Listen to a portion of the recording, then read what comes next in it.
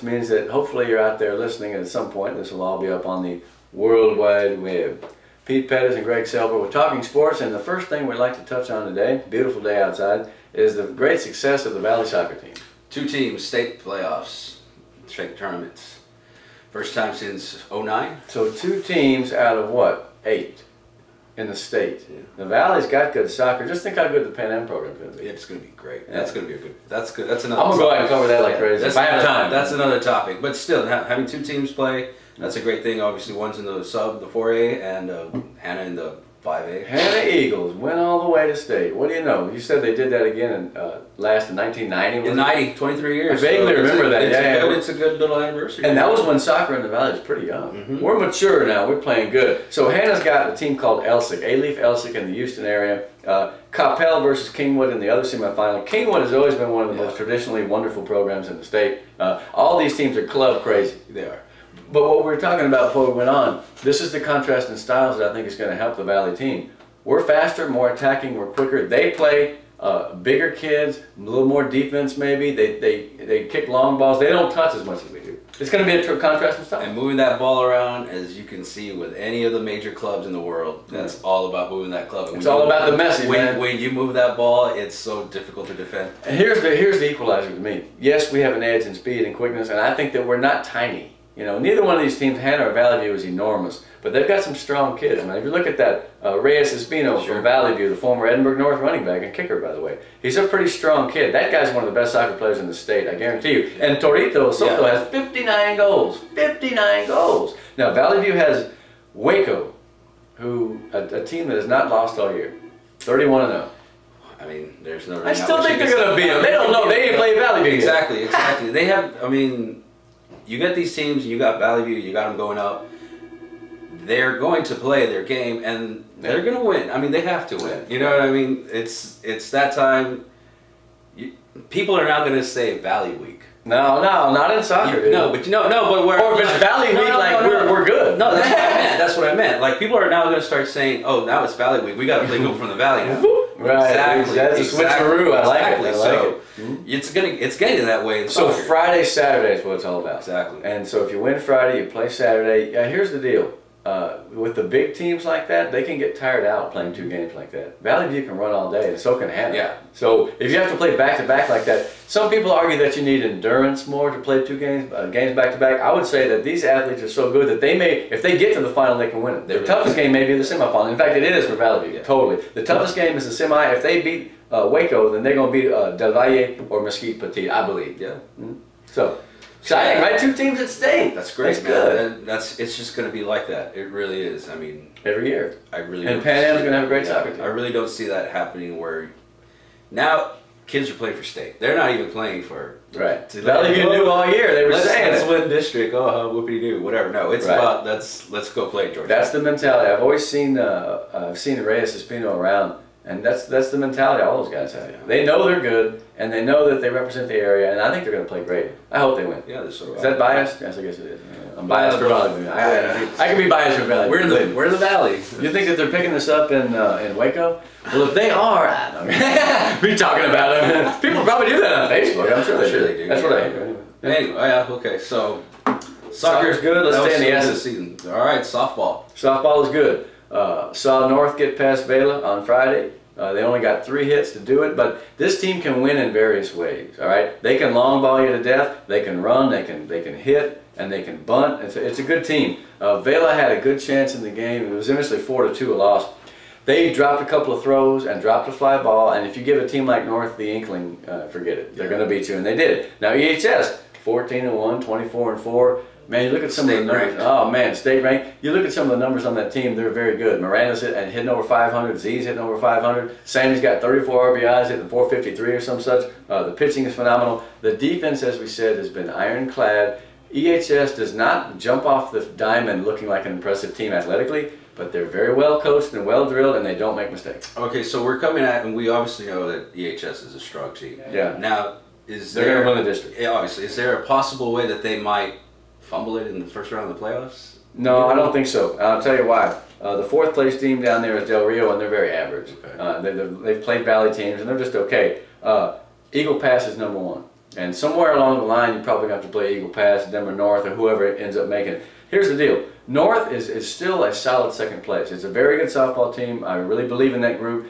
Both those teams are going to make a long run in the playoffs. Well, they've done it the last several years. They've got one coming up against Sherry. Yeah, they do. Yeah, they do.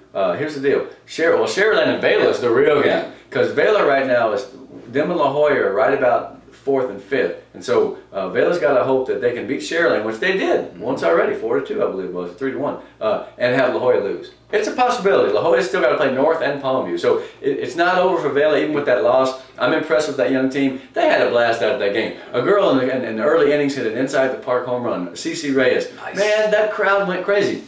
Have you been to Vela softball yet? No. The outfield, it's like playing in the Polo Grounds in the 50s, man. I mean, it's like 460 to center field. You hit a ball in the gap, and it's a home run or a triple. They had 3 triples and a home run against Edinburgh North.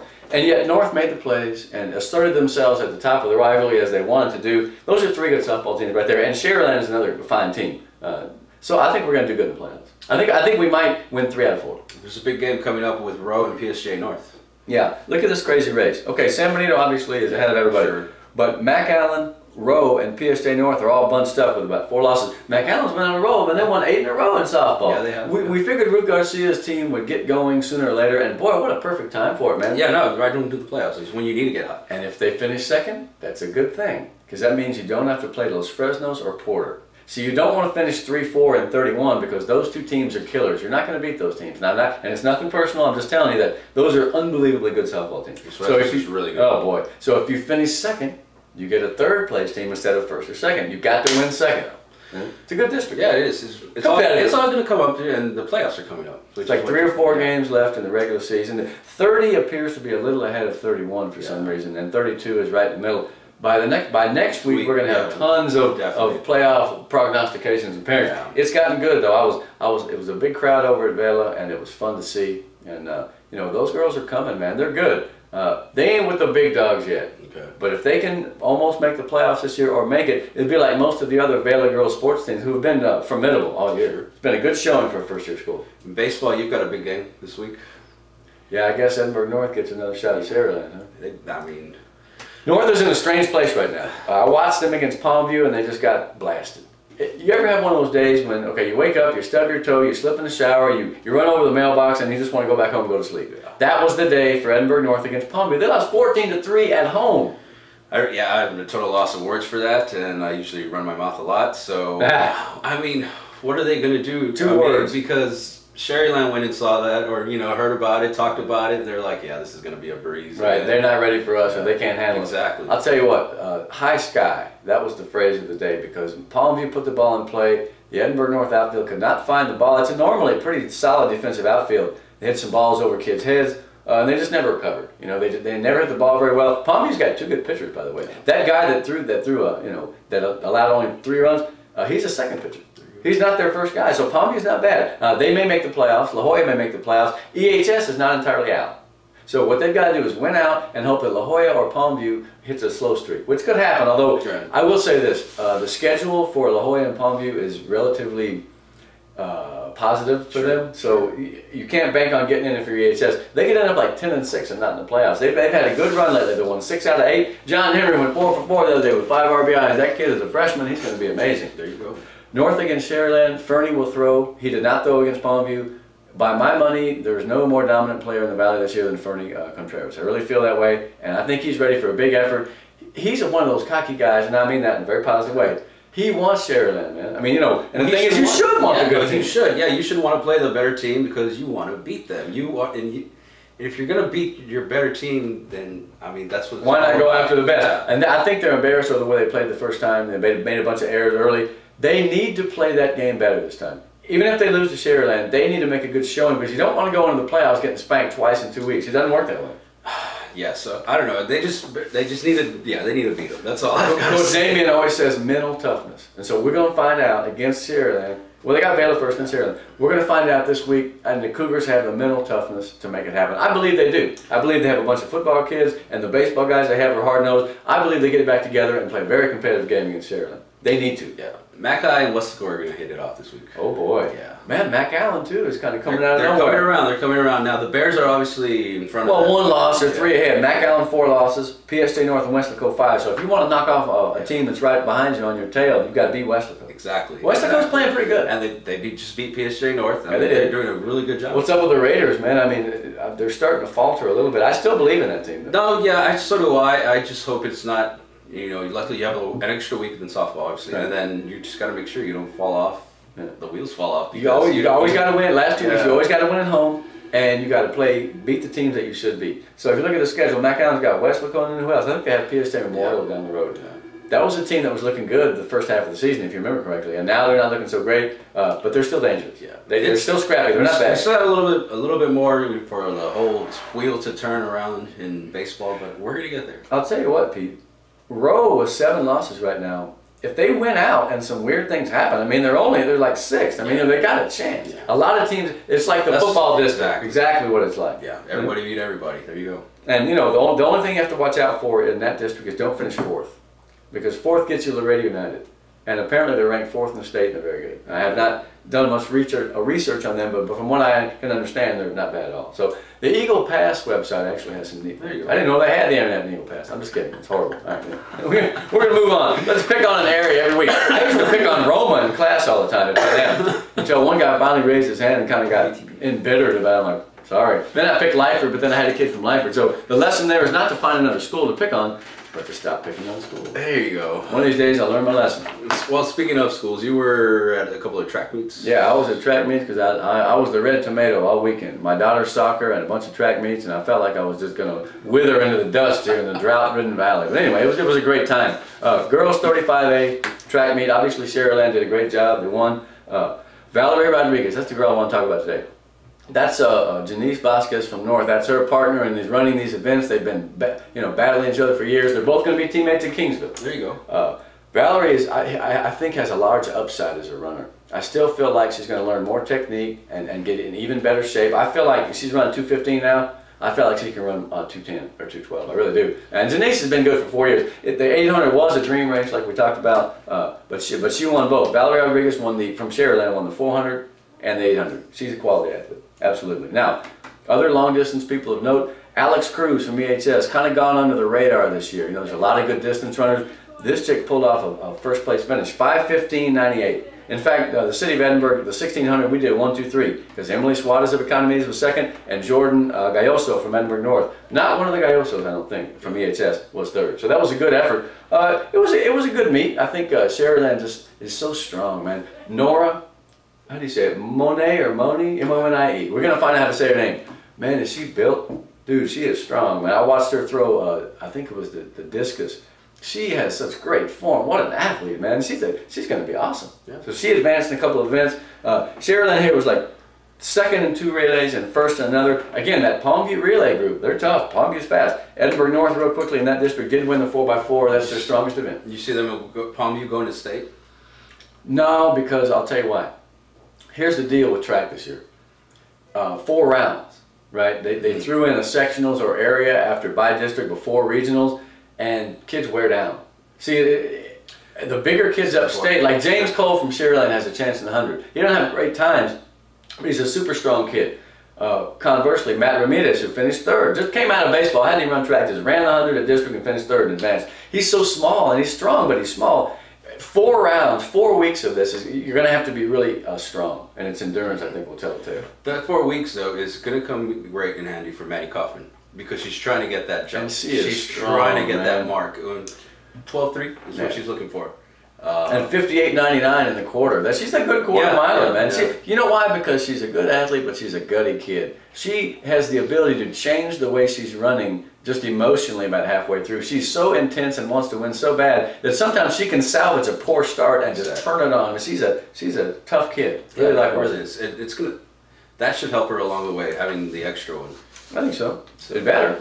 Yeah. No, she is poised to have a fantastic playoff season. I call it the playoffs now. It's not really the playoffs. It's like, it really actually it is. But there's a couple of other things I wanted to mention here from track. Now, Row girls finished second. They did a pretty good job. They won the 4x4, and that's a tough race. I mean, that's a little bit of everything in that race, man. 4x4, think about it. Miriam Mohammed won the 300 meter hurdles, and she apparently is a pretty good athlete out there. I have not got a chance to see her run. Maddie Kay wins the quarter. Rose Strong in the 1600, 2 and 3. That's why they're able to finish. They placed a lot more people than the other city schools. That was the best McAllen showing. Ileana Salinas from Memorial advanced in both hurdles too. So the girls did a pretty good job, although Weslaco was too fast for everybody. Weslaco's tough, man. Really? They have those basketball chicks out there, man. Weslaco's a good track team. And in the boys, East was the one that won the district. There you go. I'm thinking to myself, of course, we have to throw in football. So Weslaco East won district in track. Does that mean they're going to have some fast kids? That maybe another 2,000-yard rusher out there for the Wildcats? They're going to do it, man. They got a big line coming back. Well, all of a sudden, you've noticed that we've morphed into football talk. We have to get back out of that and into track. But not before this last thing. I told you about it before. It's fun. The 100-meter dash in the boys, 31.58. Jaime Borrego from Peter State Memorial. Fili Patino, who has a great name, and he's going to be a great back for the Bears next year. They went 1, 2, and 100. The kid was 4th at 11:41. Trevor Space, he will advance to sectionals or area. He has not scratched the surface of his talent as a runner. When he gets in the weight room, that's right. When he gets in the weight room and gets stronger for next year, 11:41 is going to seem like a nightmare to him because he's going to get faster and faster and faster. The other thing is Garrett Thomas. Remember that big receiver, number 3? He had some moves. He could go to the end zone. 3rd in the quarter, which I believe to be one of the most difficult races in track.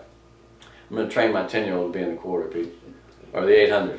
Something, whatever. As long as she's not in the pie eating contest, we'll be all right. Yeah, we'll be all right. Anything else? I had to say that. It's terrible. I think we got everything in, even our little football fix. It's been a while. 20 Sundays. Just chill out and be NFL again. Indeed. The countdown begins for the NFL as it does for the latest Valley season.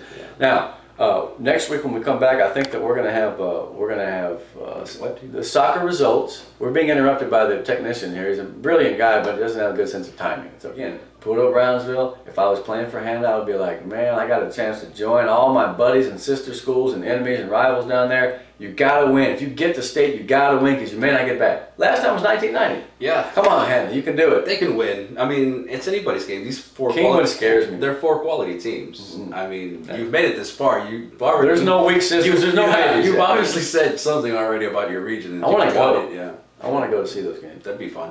A little road trip, man. Maybe. Bill and Ted's Excellent Adventures. One last thing before we did go out. You know what I did see a couple of snaps of was the A&M game. The spring game. Yeah, the spring game. What do you think? They lose Moore. Losing to Montre Moore is a bad thing on defense. And the 2 linebackers. Man, but Johnny Mansell picked up right where he left off. He's great. It's kind of amazing. I think he's going to throw more this year. I really... Because they're going to say, let's not get hurt and ruin everything. All I can say is I'm really glad they don't play Texas. You better be. I would get so much ridicule from all my friends. So, yeah. But he did have a good outing. My final prediction will be that Manziel will be an amazing receiver in the pros. What do you think of them apples? I could be wrong. It's happened before. Talking Sports is out. Have a great week. Let's go to the ballgame.